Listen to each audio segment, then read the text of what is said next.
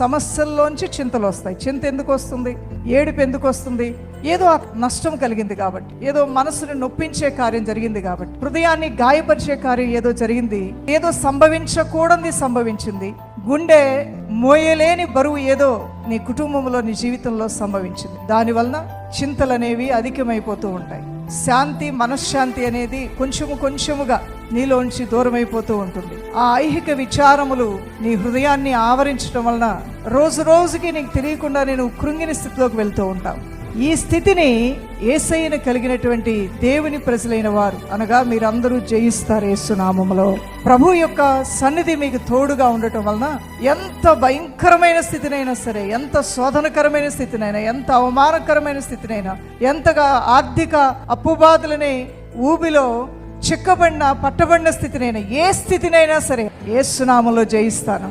నీ జీవితాన్ని యేసయ్య చేతిలో పెట్టు. అది పాడైపోయిందైనా ఆయన మాత్రమే బాగు చేస్తాడు. నీ సమయాన్ని దేవునికి ఇవ్వు. ఈ రోజు నుంచి కొంచెం సమయమైనా దేవునికి ఇవ్వు. కొంచెము ఆవగింజంత విశ్వాసానైనా పెంపాటు చేసుకో. దేవుని వాక్యం వినటానికి ఒక 10 నిమిషాలైనా నీ చెవినివ్వు. అలా నువ్వు చేయగలిగితే నీవు ఈ సమస్యలు అనుకుంటున్న ఈ సమస్యలన్నీ కూడా అవి మటుమాయమైపోతాయి. హల్లెలూయా.